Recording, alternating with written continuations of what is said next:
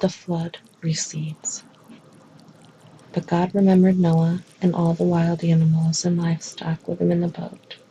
He sent a wind to blow across the earth, and the floodwaters began to recede.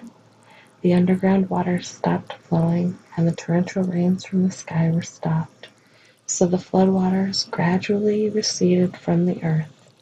After 150 days, exactly 5 months from the time the flood began, the boat came to rest on the mountains of Ararat. 2.5 months later, as the waters continued to go down, other mountain peaks became visible. After another 40 days, Noah opened the window he had made in the boat and released a raven. The bird flew back and forth until the floodwaters on the earth had dried up. He also released a dove to see if the water had receded and it could find dry land. But the dove could find no place to land because the water still covered the ground. So it returned to the boat, and Noah held out his hand and drew the dove back inside. After waiting another 7 days, Noah released the dove again. This time the dove returned to him in the evening with a fresh olive leaf in its beak. Then Noah knew that the floodwaters were almost gone. He waited another 7 days and then released the dove again.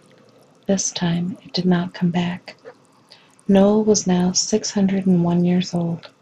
On the first day of the new year, 10.5 months after the flood began, the flood waters had almost dried up from the earth. Noah lifted back the covering of the boat and saw that the surface of the ground was drying.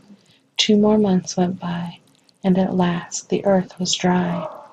Then God said to Noah, "Leave the boat, all of you, your wife, and your sons and their wives.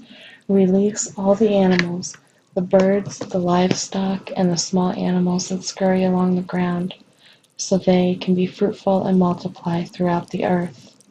So Noah, his wife, and his sons and their wives left the boat, and all of the large and small animals and the birds came out of the boat, pair by pair.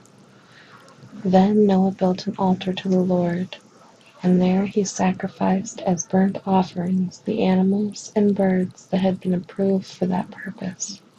And the Lord was pleased with the aroma of the sacrifice, and said to himself, "I will never again curse the ground because of a human race, even though everything they think or imagine is bent toward evil from childhood. I will never again destroy all living things. As long as the earth remains, there will be planting and harvest, cold and heat, summer and winter, day and night."